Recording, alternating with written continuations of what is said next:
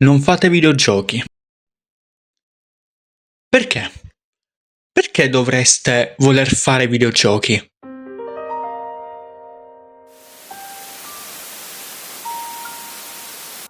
I videogiochi sono un passatempo insulso, inutile, capace solo di divorare tempo e denaro.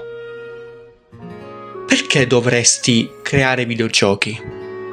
Perché dovresti voler creare videogiochi? Perché mai dovresti voler sprecare il tuo prezioso tempo, le tue energie e in certi casi persino soldi nella creazione di un prodotto insulso e inutile come un videogioco? Perché? Non fate videogiochi. Non fateli. Non ha alcun senso perdere preziosissime ore della propria vita a immaginare delle nuove storie, dei nuovi personaggi, alcuni carismatici, altri stupidi, altri solo puramente schifosamente malvagi. Non fatelo! Non fatelo! Perché dovreste voler immaginare un mondo vivo ed inesplorato, con tanto da dire e da dimostrare, dove all'interno di esso si possono svolgere secoli di battaglie, alleanze, tradimenti, amicizie, amori, oscurità, rabbia, orrore e malinconia? Perché dedicare tutto questo tempo alla creazione di qualcosa di così inutile? Non fate videogiochi. Non imparate a programmare, su via, è una perdita di tempo. Non imparate a parlare la lingua della macchina che genera davanti ai vostri occhi tutti questi mondi così fatati ed inutili. Non imparate e soprattutto non ascoltate le storie dei grandi uomini venuti prima di voi. Evitate.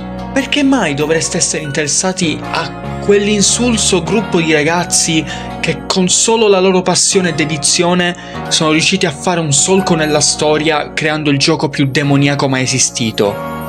Perché mai dovreste essere interessati a quell'umile uomo, né programmatore né disegnatore, che con solo il suo piccolo mondo in testa ha dato vita a quello che oggi viene definito il punto di riferimento per i videogiochi di ruolo? Perché mai dovreste essere interessati a quell'impiegato che, amareggiato dall'assenza di videogiochi per donne negli anni '80, decise di crearne uno che di lì a poco sarebbe diventato una leggenda a livello mondiale, conquistando grandi e piccini? Perché mai dovreste voler ascoltare i discorsi senza senso di quei due fratelli che, con la loro solo fantasia e abilità, sono riusciti a portare il più grande simulatore di mondi fantasy mai esistito sulla faccia della Terra, in maniera completamente gratuita, per giunta? Che sfacciataggine. E poi smettetela di fare finta che i videogiochi siano una cosa positiva. Smettetela di scrivere sui social quante videogiochi abbiano rinsaldato il legame con vostro figlio o con vostro padre, di come essi possono aver creato un miracoloso ponte tra generazioni. È tutta una farsa, non è vero. I videogiochi portano solo a tossicità e gesti estremi.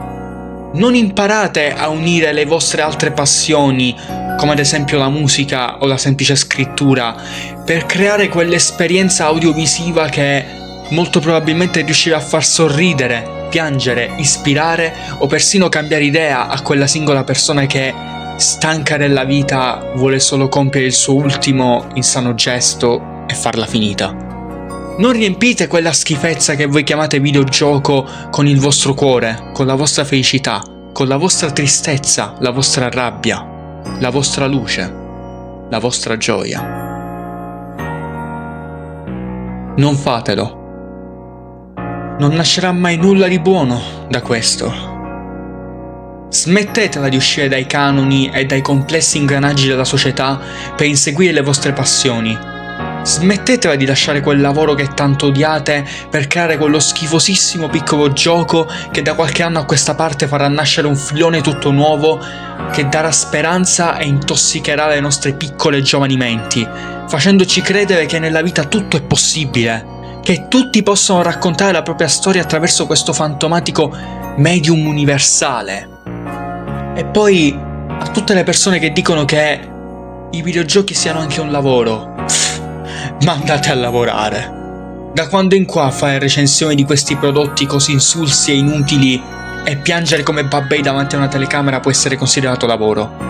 Da quando in qua giocare, allenarsi, studiare e vincere degli stupidi tornei mondiali può essere considerato un lavoro remunerativo e addirittura riconosciuto, in grado di trasmettere la passione e il senso di fratellanza all'interno di una comunità?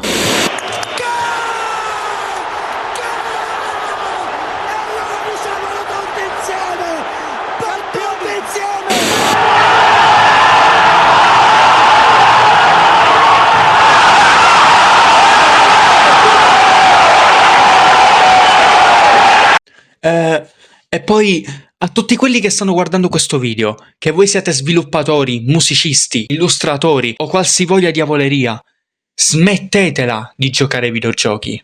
Smettetela di emozionarvi ad ogni colpo di scena, ogni combattimento, ogni battuta, ogni risata, ogni paesaggio mozzafiato, ogni abbraccio, ogni bacio,